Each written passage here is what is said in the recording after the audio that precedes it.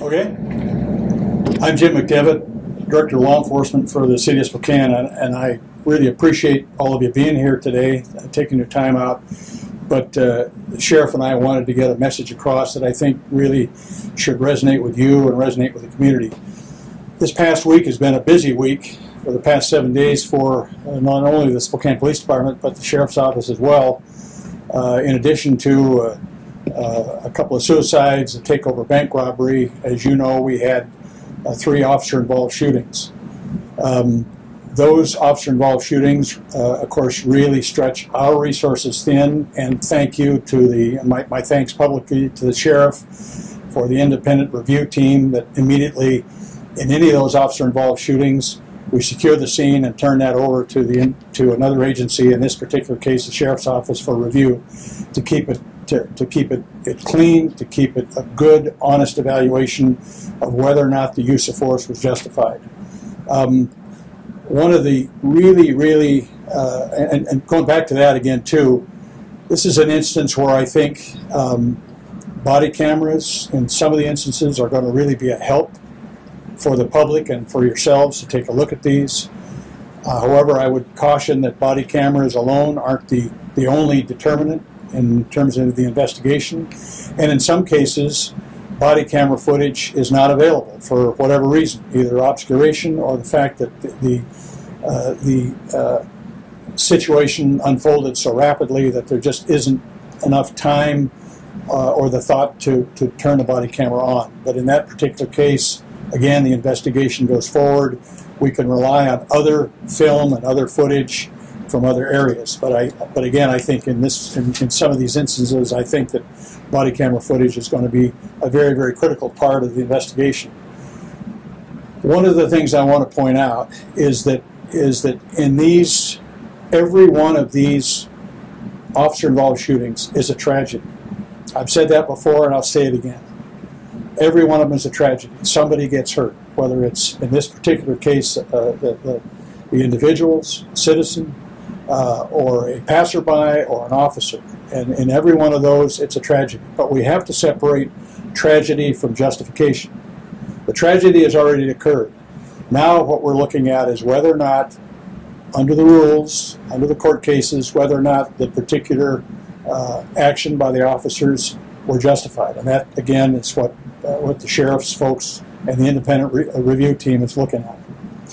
One thing I want to point out about that is a common theme with all 3 of these instances is all 3 of these individuals, I'm told, were on LRA. In other words, least restrictive alternatives. They had all been within the mental health system and had all been the subject of or involved in the mental health system. And this points to the big problem. And this points to a problem that because there's and we're not pointing fingers at anybody. We've got great mental health partners, but they suffer from a lack of funds. We have a lack of beds, and we have a tremendous increase for services. And I'm even told that the increase for services has increased by a factor of 50% or greater. And I don't have a number, and don't hold me to that. But a tremendous increase for services in the mental health area. Our people, the Spokane Police Department, and the Sheriff can speak for his folks, have been trained in critical incident training to try to diffuse, to try to de-escalate these sorts of situations. And I'm proud to say that all of our officers have been through that. But that doesn't work 100% of the time. It works in the majority of cases, but it doesn't work in 100% of the time. And our officers are not social workers, they're not mental health workers. And when the mental health system has been defunded or has suffered from a lack of resources, then those safety nets for those individuals caught up in crisis have holes in them. And they continually slip through the holes until finally the last safety net is the officer, the deputy on the street. And if those can't be de-escalated, then they sometimes end up badly. Sheriff? Thank you, Director. You've heard me talk about this issue way too long, really. Almost 10 years. The Spokane County Jail is the largest mental health facility, or the third largest, I should say, mental health facility, depending on the population at Eastern or Western, because when that fluctuates, we become number 2. Mental health is not the place to be dealt with inside the Spokane County Jail. We went that direction because there was a need. We're the only jail in the state of Washington that is certified to deal with mental health issues. It's not the way this should be working. You can provide all the CIT training in the world, folks. On the street, when you're dealing with these type of situations, it never goes well. The street is not the place for mental health treatment. That is dealt with by legislators funding the system properly and making sure it's working correctly. 3 shootings dealing with mental health issues follow on the heels of Anthony Garver escaping from one of our facilities, a mental health facility, that didn't have the funding to make sure the windows were up to speed. I don't hold necessarily our partners within the system totally accountable for this. I hold our state government responsible for this. It is time that the state government takes mental health seriously. You can keep trying to push all the problems out of the system and onto the street level and onto the local governments, but we're not geared to deal with that. We actually literally had to have people held in jail because there's not enough mental health beds available. We had to have people secured in non-mental health beds at the hospital because there's no mental health beds in this area. When are we, the public, the citizen, going to demand more out of our government than what they're giving and what they're providing those people in this crisis? Mental health, again, is not the place to be dealt with at the street level. It's best dealt with by trained professionals in proper facilities and having the beds that deputies and officers can take individuals to and be able to handle these types of situations. Larry Haskell, our prosecutor, wanted to be here at this press conference, and he echoes that. We should not have to file charges on people to ensure that they get mental health treatment. Those charges should never happen, folks. But that's the system that we're dealing with. We need to fix this before we have more and more of these type of tragedies. And it really comes down to asking the hard question of our state government: what are you willing to do? Where's the help that we need? Because local government is not geared to deal with this. We'll take some questions, Director. Bishop Daly said last week that if the House of Charity had been able to be open for longer, he might have been able to deal with that manor crisis and not have the police get called. Does either of you have plans to ask the city or county for additional funding to ensure they can stay open for longer? You know, I haven't been involved in those discussions. I don't know. I mean, those folks are very, very helpful and provide some very, very needed services, but I haven't been involved in any other funding issues. That would be a recommendation that I would be wholeheartedly willing to support. I would endorse that for sure. Do you agree with his assessment there? I do. It's just like all the other safety nets that we have in this community. They're a great resource. Okay. I guess this is for both of you, but I mean, as you said, 3 officer-involved shootings the last week. We had the Garver case. Do you think that this is just the beginning of what will become an increasing problem in Spokane? Keep seeing these cases pop up? For 10 years, you've heard me play this scenario out. I have been talking about this continually. The more the state defunds and places people that really need to be better treated in places that they shouldn't be, you're going to see this. The more that they defund and cut bed space and force people onto the street, you're going to see this. mental health, it's really hard for people with mental health issues if you don't have a home, if you don't have a stable residence. It's just like the criminal aspect. You release somebody from jail or prison and they don't have a home, job, and they don't have education. They're coming right back because they're on the street. Same for a mental health issue. You kick them out of the facility, you put them out, they don't have housing, they don't have treatment, they're on the street, they are going to decompensate, and we're going to deal with it at the street level. So you've heard me for 10 years, same message. One day I hope that our state elected officials hear that message and fix this problem.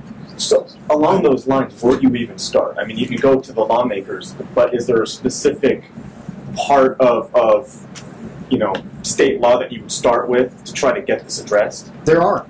When Philip Pollock escaped, I spent months on end in committees, and we talked about different options.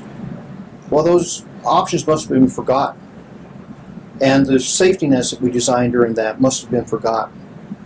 And there's been laws that have passed that have made it worse for the system, those within the system they're dealing with, that actually force them to put people in places they know they shouldn't be. I just got done talking to the acting director of the Department of Health and Social Services. She's frustrated, and by right she should be, because the system is not funded, and they pass laws designed that force them to do things that they know isn't going to work. The treatment avenues don't exist by what we're trying to do. So we've had those discussions. I think it's really time that the state sits down, just like they did with the crisis of people not being or being let out of prison early. They need to form that same type of commission, and they need to take a hard look, and they need to fix the system. In answer to your question, I think that the 3 in such a short time is an aberration. But having said that, no, we haven't seen the end of these kinds of situations where an individual is in crisis. I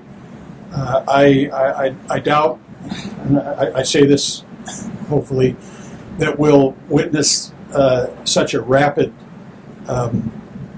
series of events, but have we seen the last of issues and confrontations of someone in crisis where we have to consider the safety of, one of my responsibilities is to make sure that every one of my officers goes home at night to his or her family, and to make sure on an equal level that the public is protected. So when you have someone in crisis, whether they're armed with a knife or a gun or whatever, then you've got a danger to the officer or officers, you've got a danger to the passing public, and a danger to the individual. And that's just the way it is. And those events, when you're in a public place, when you've got officers that are in fear for their lives, they often don't end well. So will we see more of those? Hopefully not in that sequence, but it isn't over.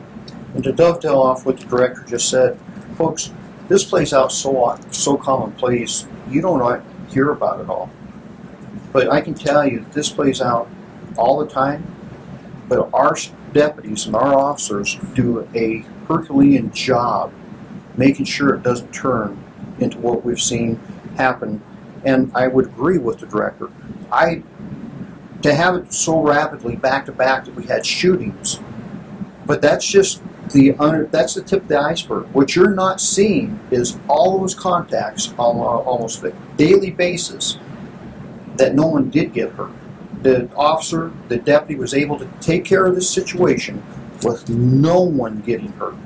You compare those numbers to what 3 shootings, you would see, again, the shootings are the tip, but the entire iceberg is all the times we've gone out, had to deal with somebody that wanted to die by the hands of a police officer, and we were able to deal with that and not have that happen. And absolutely. What you don't see are the ones that are de-escalated, and they happen virtually on a daily basis. I've been out since I've been in this position. I've been out on several SWAT standoffs, and I think the last 3 or 4 that we've seen from SPD standpoint were de-escalated, ended peacefully. You know, they're not news typically. I mean, they're not big news, but they happen. Just like the sheriff says, every day somebody is calmed down, de-escalated, weapon taken away, this sort of thing. When I leave the house in the morning and turn the radio on, between the time it takes me to get my coffee and get down here, there's probably 2 or 3 domestic violence calls at 7:30 in the morning. I mean, and we've got officers out there scrambling around, getting in the middle of people that are throwing pottery at each other or throwing each other out of the house or doing this or doing that. 7:30 in the morning. But again, they go out, they de-escalate these things, and they end peacefully. They don't make the news because there really isn't any news. That's what we're paid to do. One more question, and then I got to catch a plane. When Captain Cummings started the enhanced crisis intervention program, there was some talk of having those officers be kind of a roving squad that could be called in to deal with these tense situations. Are they being used like that now? Have you had any discussions about appropriating them? I don't think so. We're so short-handed that we really, the idea of having a permanent roving squad for anything is pretty difficult. Is that an accurate statement, Keith? Yeah, we want to train more people, but we can't have a standing team. Yeah. We just don't have enough officers. It's just like we'd love to have a standing SWAT team, but we don't have the resources. So SWAT comes from patrol and all over, and so when SWAT is called out, folks come from home, folks come from patrol that draws down somewhere and all that. We just don't have the resources to have a standing team, but we do have the training. But do you do that same sort of call-out that you would with the SWAT team when you have a mental health situation that's unfolding like that? We try, but remember, some of these things happen so rapidly. And if you remember the first one in the fatality, we had it was the perfect storm, or imperfect storm, as it were. We had a suicide. Woman jumped off the bridge into the river, so we had fire and police resources. Then we had a takeover bank robbery in Northtown, and all of our downtown resources, the most, were drawn out there with a bank robber who'd shot a customer and was on the loose. And then right on the heels of that, we have this thing that unfolds down at the House of Charity, just like that. So I mean, it's resource driven and it's time driven. Let me put it to you this way. Columbine school shooting changed the face of the way SWAT operates and the way the face of law enforcement operates. Because it takes too long to get the SWAT team there when somebody's killing people inside a building. It's the same principle.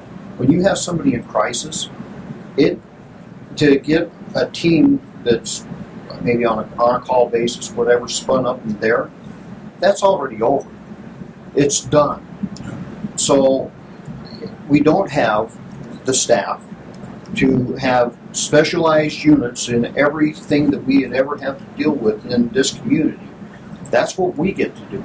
Every badge wearer in this law enforcement community has to be able to deal with those types of situations, and they happen very quickly, and they don't give you enough time. There's no way to say, can you wait for 45 minutes for somebody to get here to help talk you down? It doesn't work that way. It happens very violently, and it happens very quickly, and at times there's not even enough time for the officers to figure out how would I de-escalate this, because the de-escalation is not coming. The aggression's coming at them. They have to find a way to stop it so another citizen doesn't get hurt, so they don't get hurt. That's where we're at, folks. You cannot just magically make this happen and tell people just to stop. I wish that we had those type of resources. Last question. But we don't. Mitch? Did officers responding to the Johnson call, were they aware of his previous involvement with law enforcement? No. They didn't know he'd been shot previously? I don't even think we knew his name. You don't have to give your name when you call 911. There were 3 calls, knife, gun, threats, knife, gun, etc. I can't remember the sequence. But I don't, again, it's in a perfect world where you have the use of force continuum, where you have all the information on the individual, you have the ability to go in and start talking somebody down, then go to less than lethal force, et cetera, in a perfect textbook situation, it works wonderfully. But in a situation where you're responding to an unknown call with only 2 officers and things escalate rapidly, that continuum virtually collapses from hours or minutes into seconds. And that's just what we face every day. Thanks a lot for coming. I hope we said something. Thank you.